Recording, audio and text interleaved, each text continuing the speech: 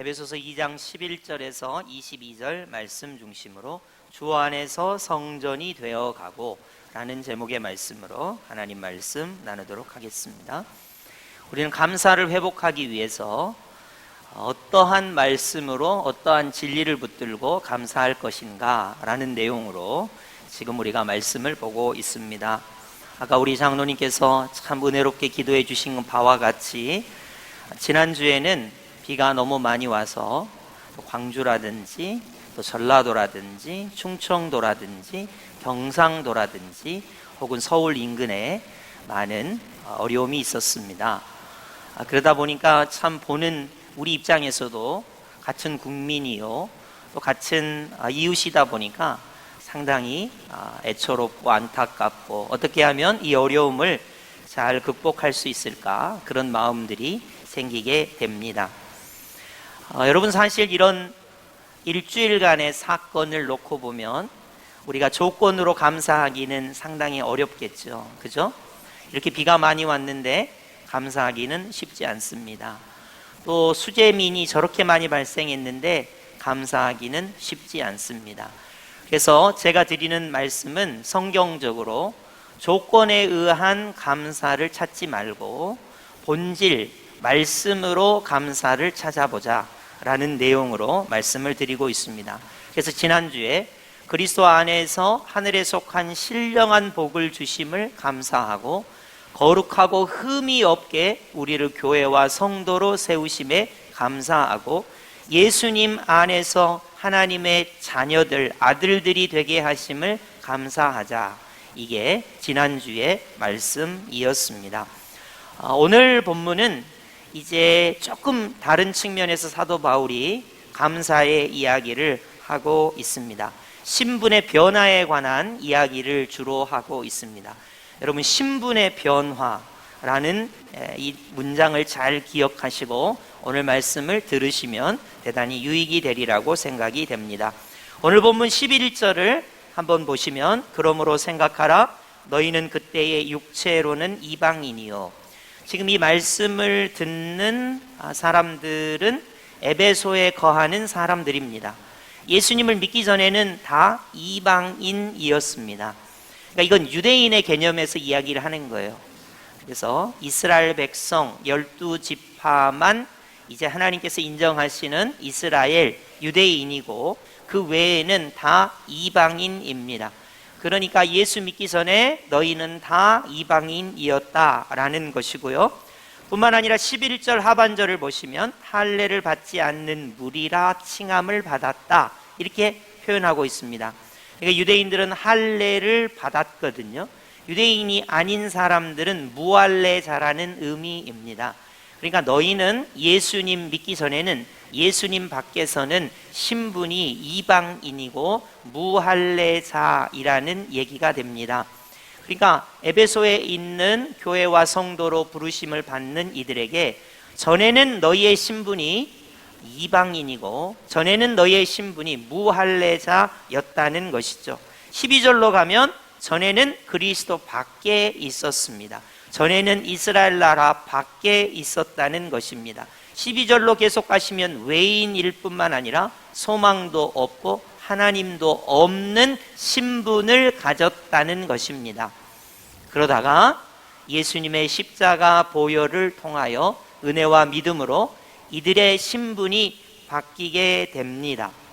그리고는 사도 바울은 다음과 같이 선언을 합니다. 가까워졌다고요. 유대인과 이방인, 할례자와 무할례자가 멀리 떨어져 있었는데 이제 가까워졌다고 이야기합니다. 무엇 때문에 가까워졌는지 한번 확인해 볼까요? 13절입니다. 이제는 전에 멀리 있던 너희가 그리스도 예수 안에서 그리스도의 피로 가까워졌느니라. 아멘.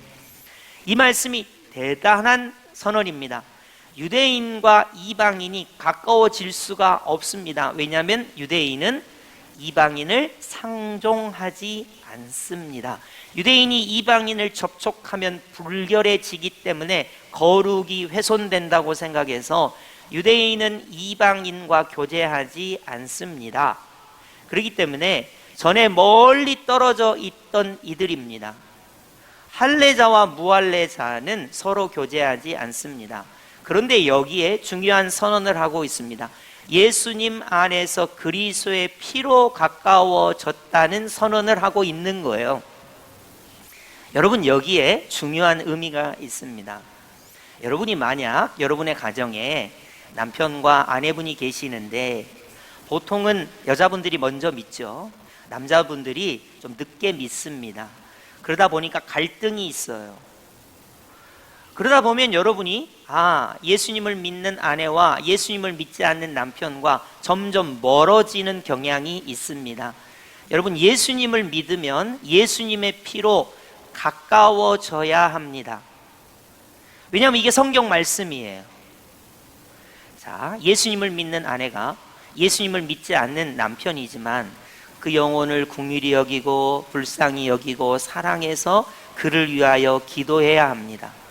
예수님의 피로 가까워지는 것입니다. 그 영혼을 사랑하는 것입니다. 예수님의 피로 가까워지는 것입니다. 예수님의 피로 가까워지는 것이 정상입니다. 여러분, 오늘날 세상을 한번 잘 보십시오. 자, 동쪽이 있고 서쪽이 있습니다. 가까워집니까? 잘 가까워지지 않습니다. 보수가 있고 진보가 있습니다. 가까워집니까? 사상과 이념 때문에 가까워지지 않습니다. 북쪽에 있는 나라가 있고 남쪽에 있는 나라가 있습니다.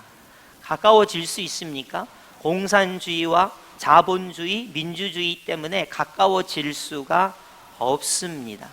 그런데 예수님 안에서 그리스도의 피로 가까워진다는 거예요. 유대인이든 이방인이든 할례자든 무할례자든 가까워진다는 것입니다. 그러므로 우리가 하나 기억해야 될 것은 예수님을 믿을 때 예수님의 보혈로 가까워지는 것이 맞습니다. 미워하는 것이 아닙니다. 멀어지는 것이 아닙니다. 갈등이 있는 것이 아닙니다. 백인과 흑인, 황인이 가까워지기가 어렵습니다. 인종 간의 갈등은 가까워지기가 어렵습니다. 그러나 예수님 안에서 그리스도의 피로 가까워지는 것입니다. 직장 생활을 할 때 물론 직장 상사 때문에 갈등이 있을 수 있습니다. 그러나 예수 그리스도의 피로 가까워지는 것입니다. 여러분, 이게 되게 중요한 내용이에요. 이 세상의 갈등은 어떻게 해결할 수가 없습니다. 왜냐하면 물질의 문제나 권력의 문제나 정치의 문제나 철학의 문제나 인종 간의 갈등에서 가까워지기가 어렵습니다. 그러나 성경 말씀은 예수님 안에서 그리스도의 피로 가까워진다고 말하고 있습니다. 여러분, 이 말씀은 신분의 변화를 이야기하는 거예요. 이방인일 때, 무할례자일 때, 예수님의 피와 관계가 없을 때는 서로 갈등이 있고 멀어집니다. 그러나 예수님의 보혈을 믿고 교회와 성도로 부르심을 받았다는 신분의 변화를 알게 되면 그리스도의 피로 가까워지는 것입니다. 원수를 사랑하는 것입니다. 용서하는 것입니다. 그의 영혼을 위하여 기도하는 것입니다. 그들을 불쌍히 여기고 긍휼히 여기는 것입니다. 그리스도의 피로 가까워지는 것입니다. 여러분, 이게 되게 중요한 거예요. 자, 그리스도의 피로 가까워지는데 왜 예수님의 피로 가까워질까요? 두 번째 강조가 나오고 있습니다. 14절 상반절만 한번 우리 반복해서 두 번 우리 읽어보도록 하겠습니다. 시작. 그는 우리의 화평이신지라. 아멘. 한 번 더 읽습니다. 시작. 그는 우리의 화평이신지라. 아멘. 왜 우리는 예수님의 피로 가까워집니까? 예수님께서 너와 나의 화평이시기 때문입니다. 우리는 종종 오해를 합니다. 내가 참을게. 3번 참으면 살인도 면한다고 하잖아. 내가 너보다 인격이 나으니까 내가 참는 거야. 내가 봐주는 거야. 우리가 사상이 우월하니까 너희 허물을 덮어주는 거야. 우리가 국력이 더 세니까 너희 나라를 품어주는 거야. 우리 인종이 더 우월하니까 너희들은 열등하니까 우리가 너희를 이렇게 너그럽게 포용하는 거야. 이런 생각들을 많이 합니다. 아닙니다. 나와 너와의 관계에서 예수님의 피로 가까워질 수 있는 것은 신분의 변화로 예수님이 나의 하나님의 아들 메시아 그리스도이시면서 그분이 너와 나의 화평이시기 때문입니다.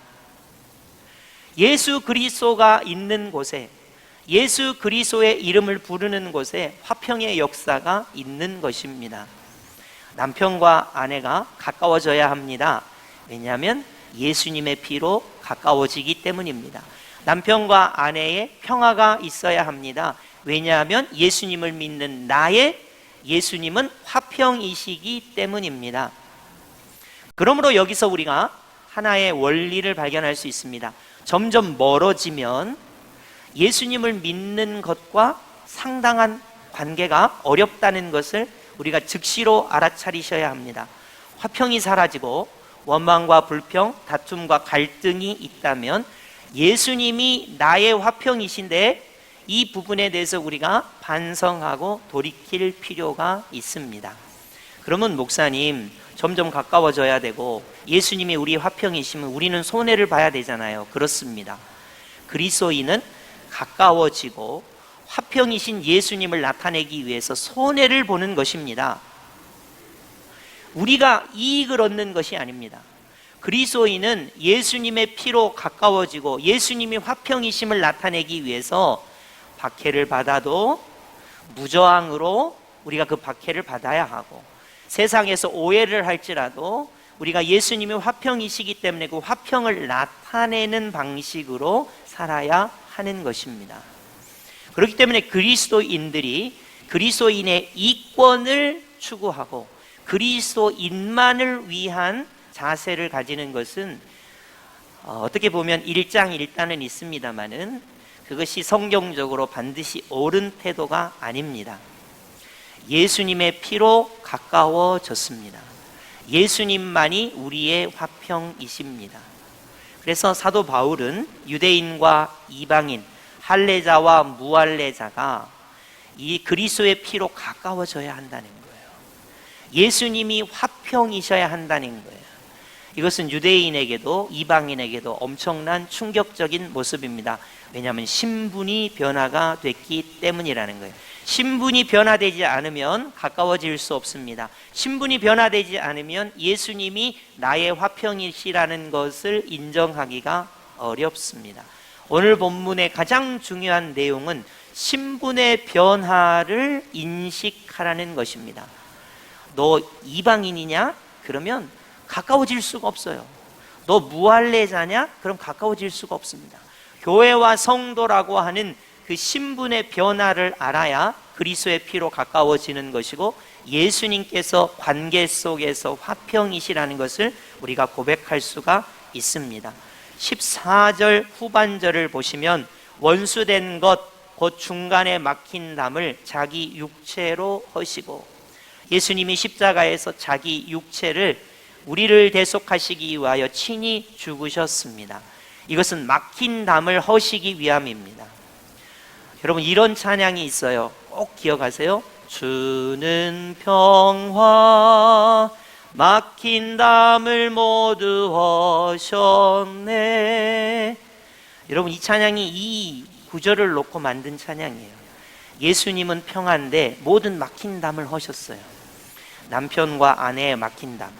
남편과 아내가 살다 보면 좋은 정도 있는데 그 안 좋은 기억들이 있어요. 남편의 성질이라든지 시댁 식구의 안 좋은 갑질이라든지 또는 아내의 다른 아내와 다른 남편에게 대한 어떤 태도라든지 이런 것이 막힌 담인데 예수님께서 화평이 되시고 평화가 되셔서 그 막힌 담을 허신다는 거예요.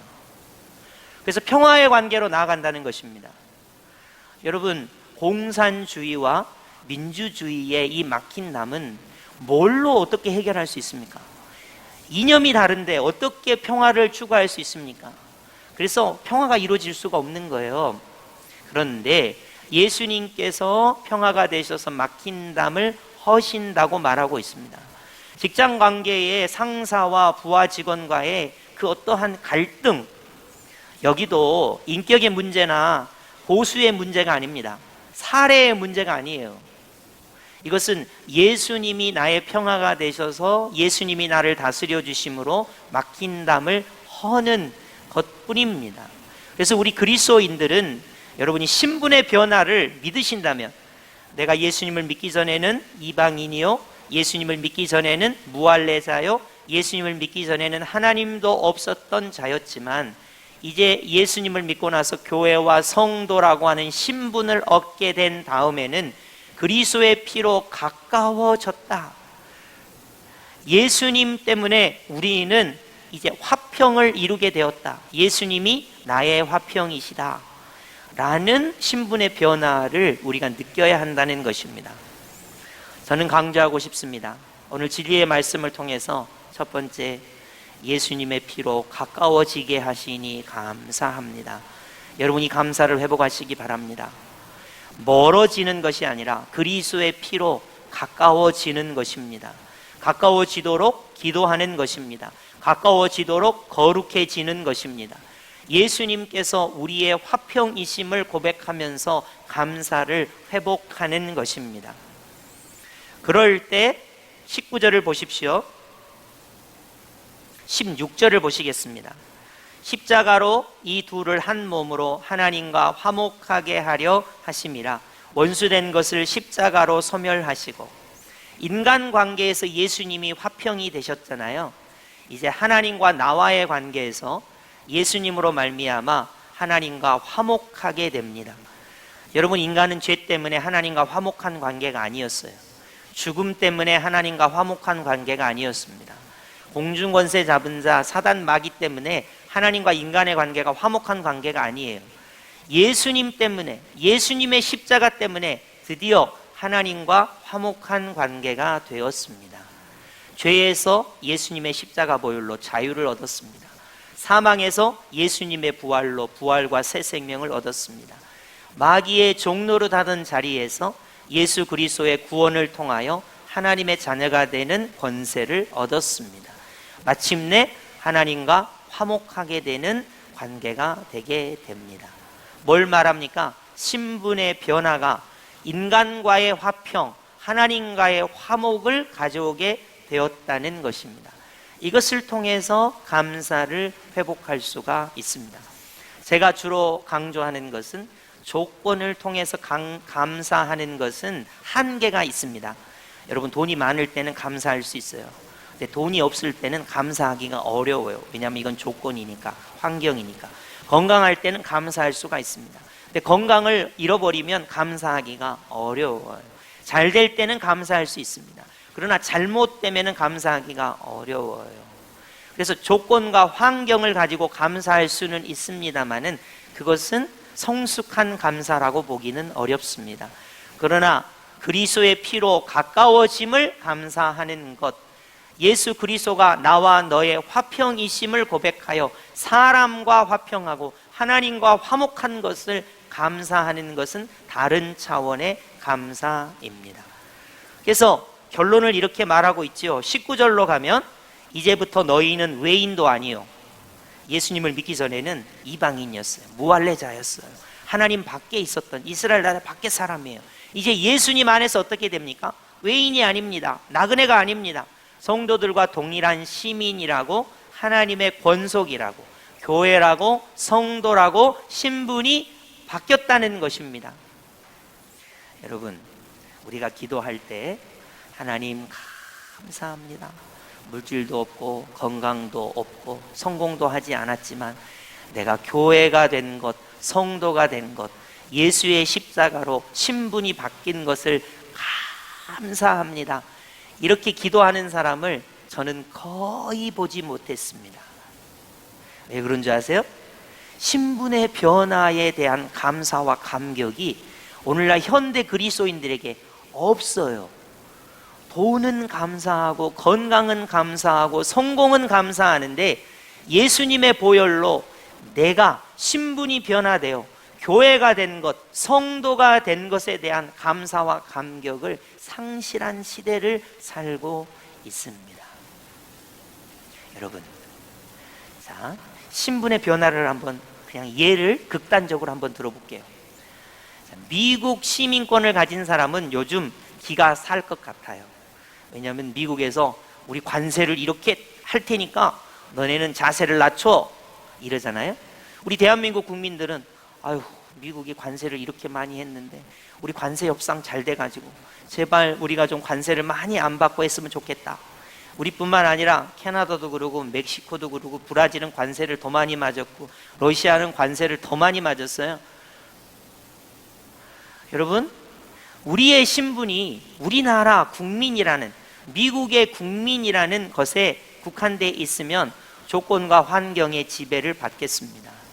그러나 우리의 신분이 변화됐는데 예수님 안에서 그리스도의 보혈로 교회와 성도가 되어 예수의 피로 가까워졌다는 것에 감사하고 예수님으로 말미암아 우리가 화목하게 되었다는 것에 감사하고 이제 이 세 번째 감사가 가장 중요합니다. 오늘 여러분이 이 세 번째 감사를 꼭 말씀을 통해서 회복하셨으면 좋겠습니다. 20절입니다. 우리 다 함께 20절 합독하겠습니다. 시작. 너희는 사도들과 선지자들의 터 위에 세우심을 입은 자라. 그리스도 예수께서 친히 모퉁이 돌이 되셨느니라. 아멘. 모퉁이 돌을 한번 그림으로 볼까요? 화면을 한번 보시죠. 자, 저렇게 모퉁이의 돌이 하나 저렇게 눈에 보일 거예요. 영어는 여러분 읽지 마세요. 코너스톤이라고 예수님께서 나의 모퉁이 돌이 되신다는 거예요. 지금 건축 방식 말고 옛날에는 저렇게 모퉁이 돌을 먼저 딱 해놓고 거기서부터 집을 지어갑니다. 지금 건축 방식 아니에요. 이전에 저 모퉁이 돌이 없으면 아무것도 안 돼요. 그래서 집을 짓는다면 저렇게 예수님께서 모퉁이 돌, 코너스톤이 되셔서 저 모퉁이 돌로부터 집을 지어 간다는 거예요. 여기서 하나를 우리가 깨달을 수 있는데 예수님이 나의 모퉁이 돌이십니다. 여러분, 나를 지어 가는데 누구를 기초로 해서 나를 지어 가냐면 예수님이 나의 기초가 되십니다. 여러분, 여러분의 인격과 여러분의 자격증과 여러분의 수입과 여러분이 이루은 업적을 가지고 그 위에다가 뭔가를 지으려고 하지 마시고 교회와 성도로 신분이 바뀐 사람은 예수님이 나의 모퉁이 돌이십니다. 그 예수님과 연결하여 지어져 가는 거예요. 이것을 반드시 기억하셔야 합니다. 여러분, 같은 성경 말씀은 아닌데요, 예수 그리스도라고 하는 그 믿음 위에 집을 지어야 해요. 같은 말씀은 아니에요. 바람이 불고 창수가 나고 비바람이 칠 때 모래 위에 지은 집은 다 무너집니다. 그러나 예수 그리스도라고 하는 믿음 위에, 말씀 위에 그 인생의 집을 지어야 한다는 다른 표현의 말씀도 있습니다. 자, 코너스톤이신, 모퉁이 돌이신 예수님과 연결하여 무엇을 짓느냐 하는 거예요. 21절입니다. 그의 안에서, 예수님 안에서 건물마다 서로 연결하여 주 안에서, 예수님 안에서 무엇이 되어 갑니까? 성전이 되어 갑니다. 예수님께서 나의 모퉁이 돌이 되어서 내가 그 예수님과 연결하여 무엇을 짓냐면 성전을 짓는다는 거예요. 이거를 여러분이 이해하기 쉽게 교회를 짓는다고 바꿔 말씀드릴 수 있겠습니다. 여러분, 성전과 교회를 구분할 수 있으면 좋겠어요. 자, 성전은 주로 예루살렘 성전을 이야기합니다. 예루살렘 성전은 어디에 있습니까? 예루살렘에 있습니다. 이 예루살렘 성전은 지금 있습니까? 없습니다. 솔로몬이 예루살렘 성전을 지었죠. 그리고 바벨론에 의하여 예루살렘 성전이 파괴됐어요. 스룹바벨과 예수아가 스룹바벨 성전을 지었습니다. 그리고 헤롯 대왕이 증보수 개축을 해서 헤롯 성전이 이 역사상 있었습니다. 그러다가 로마에 의하여 AD 70년에 예루살렘 성전이 다 파괴됐어요. 그래서 이제 예루살렘 성전은 더 이상 존재하지 않습니다. 예수님을 믿는 사람을 교회라고 이야기합니다. 그래서 모퉁이 돌이 되신 예수님과 연결해서 우리는 뭘 하냐면 교회를 짓는 거예요. 성전을 짓는 거예요. 성전이라 그러면 이 표현을 교회라고 바꿔주시면 좋겠어요. 목사님, 우리는 이렇게 교회를 지었는데요. 이런 건물을 이야기하는 것이 아닙니다. 예수님이 나의 모퉁이 돌이 되시고 나는 신앙생활하면서 이제 뭘 하냐면 교회를 내가 지어가는 거예요. 여러분, 이거는 해도 되고 안 해도 되고 그런 개념이 아닙니다. 예수님 안에서 가까워지는 것이 신분의 변화, 구원받은 사람의 마땅히 할 바입니다. 예수님이 우리의 화평이신 것이 구원받은 예수님이 보혈로 우리를 구원해 주신 사람의 마땅한 것입니다.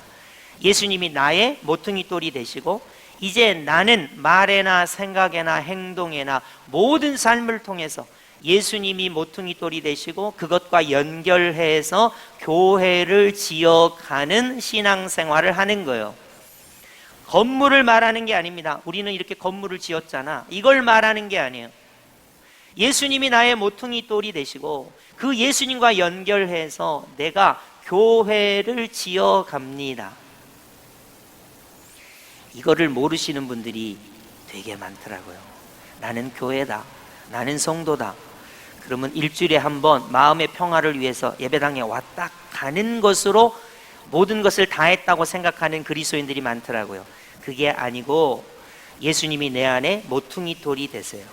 그리고 내가 그 예수님과 연결해서 내가 교회를 지어가는 것입니다. 여러분, 놀랍지 않습니까? 예수님이 내 안에 모퉁이 돌이 되셔서 내가 교회를 지어갑니다. 자, 말을 어떻게 하는가를 한번 잘 생각해 보십시오. 예수님 내 안에 계셔서 나의 모퉁이 돌이 되시는데 내가 말을 어떻게 하는 것이 모퉁이 돌이신 예수님과 연결하여 교회가 되는 것일까요? 내가 행동을 어떻게 하는 것이 모퉁이 돌이신 예수님과 연결하여 교회가 되는 것일까요? 내가 생각을 어떻게 하는 것이, 이웃을 어떻게 대하는 것이, 이 어려움 속에서 내가 어떻게 사는 것이 모퉁이 돌이신 예수님과 연결하여 교회로 지어져 가는 것일까요? 라는 고민이 있어야 합니다. 왜 이 고민이 필요하냐? 22절 볼까요? 너희도 성령 안에서 하나님이 거하실 초소가 되기 위하여 그리스도 예수 안에서 함께 지어져 가느니라. 이 말을 현대적으로 바꾸면 하나님이 우리 안에 거하세요. 예수님이 우리 안에 거하세요. 성령님이 우리 안에 거하시는 교회가 되기 위하여 예수님이 모퉁이 돌이 되시고 그 모퉁이 돌과 연결해서 우리가 교회로 지어져 가는데 하나님이 우리와 함께 하시고 예수님이 우리와 함께 하시고 성령님이 우리와 함께 하시는 처소 교회가 되기 위하여 지어져 가는 것입니다. 자, 신분의 변화에서 장소의 변화를 말하고 있어요. 신분의 변화가 하나님이 내 안에 거하시는구나, 예수님이 나와 함께 하시는구나, 성령님이 나와 함께 하시는구나, 성령님이 내 안에 거하시는구나, 내 안에라는 장소의 변화를 말하고 있어요. 신분의 변화는 이렇게 건물 안에를 이야기하는 것이 아니라 내가 교회요 성도로 부르심을 받아서 예수님의 피로 가까워졌고 예수님이 관계 속에서 인간관계나 하나님과의 관계에서 나의 화평이시고 뿐만 아니라 모퉁이 돌이 되셔서 하나님께서 예수님께서 성령님께서 거하실 처소가 되기 위하여 예수님과 연결하여 나를 교회로 지어가는 것이구나 라는 것을 사도 바울이 이야기하고 있다는 것입니다. 자, 사도 바울은 지금 상황이 어떠냐면 감옥에 갇혀 있어요. 옥중서신인 에베소서를 쓰면서 감옥에 갇혀 있습니다. 감옥에 갇혀 있으면 대체적으로 뭐라고 하냐면 여러분 용서하고 그냥 귀를 씻으시면 돼요. 용서하고 들으세요. 우리 같으면 그랬을 거예요. 감옥에 갇혀 있습니다. 빌어먹을 아이고 내 팔자 이러면서 원망과 불평하면서 내가 왜 감옥에 갇혀 있어야 하느냐 이런 식으로 이야기할 거예요. 사도 바울은 뭐라고 이야기합니까? 감옥에 갇혀 있지만 내 안에 예수님께서 모퉁이 돌이 되시고 나는 감옥에 갇혀 있지만 말이나 생각이나 행동을 통해서 예수님과 연결하여 나를 교회로 지어가는데 주목하고 있습니다. 여러분, 이거는 감사를 회복하는데 놀라운 것입니다. 물질은 없지만, 건강하지 않지만, 환경이 좋지는 않지만, 사도 바울은 예수님은 나의 모퉁이 돌이요, 예수님과 연결하여 하나님께서 거하실 처소로 나를 지어간다고 표현하고 있는 것입니다. 오늘날 현대 그리스도인들은 소위 말하는 교회와 성도의 개념이 일주일에 예배 한 번 드리는 것, 내가 손해를 조금 보는 것, 내가 사랑을 조금 베푸는 것, 이런 정도로 생각하는 경향이 많아요. 그렇지 않습니다. 신앙의 본질을 한번 이야기해 볼까요? 예수님이 나의 모퉁이 돌이 되시고, 이 신분의 변화를 통하여 장소의 변화를 고백하는 거예요. 예수님이 내 안에 계셔요. 성령님이 내 안에 계십니다. 하나님이 거하실 처소인 교회가 되기 위하여 지어져 가는 것입니다. 의롭다 하심을 받았으면 거룩한 삶을 향하여 나아가는 것이고, 거룩한 삶을 향하여 나아가면 성령님과 말씀을 통하여 견인의 삶을 향하여 나아가는 것이고, 마침내 예수 그리스도와 같은 영화로움을 추구하는 것입니다. 오늘날 현대 그리스도인들의 신앙의 수준이라는 것은 기복적이고 관계 중심적이고 내가 잘 되면 되는 것에 머물러 있을 때가 많아요. 그렇지 않습니다. 예수님이 나의 모퉁이 돌이 되시고, 그 예수님과 연결하여 나를 교회로 만들어 가는 것입니다. 지어가는 것입니다. 여러분, 여기서 오해하시면 안 돼요. 목사님이 나를 그렇게 좀 지어주세요. 제가 할 수 있는 일이 아닙니다. 남편이 나를 그렇게 좀 지어주세요. 가끔 어떤 분이 그래요. 우리 집사람이 신앙생활을 잘하니까 집사람이 천국 갈 때 집사람 치맛자락을 잡고 따라 올라가겠습니다, 그렇게 말하는데, 그게 아니라 신분의 변화나 장소의 변화는 누가 인식하고 하는 거냐면 내가 하는 거예요. 내가, 다른 사람이 해줄 수 없어요. 이방인이고 무할례자고 그리스도 밖에 있었고 이스라엘 밖에 있었고 하나님을 모르는 사람이었다가 예수님을 믿고 성도와 교회가 된 신분을 가졌다면 그리스도의 피로 가까워집니다. 그리스도가 나의 화평이 됩니다. 그리고 예수님께서 나의 모퉁이 돌이 되셔서 하나님이 거하실 처소가 되기 위하여 나를, 내가 신앙 안에서, 말씀 안에서 지어가는 거예요. 결국 우리가 하나님 앞에 섰을 때, 너 예수님이 모퉁이 돌이 되셨는데 얼마나 하나님이 거하실 처소가 되기 위하여 너를 교회로 지었느냐, 이렇게 물어보실 거예요. 여러분, 신앙생활은 여기에 대한 답변을 할 수 있어야 됩니다. 예수님이 나의 모퉁이 돌인 것은 사실이에요. 그러나 그 뒤가 문제예요. 예수님 안에서 나를 만들어가는 것입니다. 지어가는 것입니다. 하나님이 거할 처소, 교회와 성도로서 살아가는 것입니다. 여기에 감사의 회복이 있습니다. 하나님, 내가 무엇이 간데 이방인이요 무할례자요 죄인 중에 괴수인 나에게 예수님의 십자가 보혈을 주셔서 예수님의 보혈로 가깝게 하시고, 예수님이 나의 평화가 되게 하시고, 예수님이 나의 모퉁이 돌이 되게 하셨나이까. 그리고 내가 누구간데 나 같은 죄인이 예수님이 거하실 처소가 되기 위하여 교회와 성도로 나를 지어가게 하십니까? 라는 감사를 회복하라는 것입니다. 여러분, 이런 감사하는 사람을 여러분 본 적이 있습니까? 예수님의 보혈로 신분이 변화됨을 감사하고, 예수님의 보혈로 내가 하나님이 거할 처소, 장소가 되어감을 감사하는 사람을 여러분은 보신 적이 있습니까? 전쟁이 있고 기근이 있고 지진이 있고 물난리가 있고 이렇게 무더운 가운데, 어려움 속에 있는 가운데 우리는 어떠한 감사를 회복할 것인가? 오늘 말씀을 통해서 여러분이 깊은 깨달음과 여러분이 이러한 감사를 회복하는 은혜가 있기를 바라는 것입니다. 오늘 세 가지 감사를 말씀드렸습니다. 일주일을 살아가시면서 이 감사를 계속해서 반복해 보시기 바랍니다. 멀어진 우리가 그리스도의 피로 가까워지는 것을 감사하시기 바랍니다. 갈등이 있고 정말로 우리가 서로 싸우고 다투는 우리가 예수님께서 나의 화평이 되심을 감사하는 은혜가 있기를 바랍니다. 더더군다나 죄인 중에 괴수인 우리에게 신분의 변화를 주시고 장소의 변화를 주셔서 예수님이 모퉁이 돌이 되시고 그 예수님과 연결하여 교회와 성도로 지어져 가는 이 놀라운 은혜를 주신 것을, 이 감사를 회복하는 은혜가 있기를 예수님의 이름으로 축복합니다. 아멘.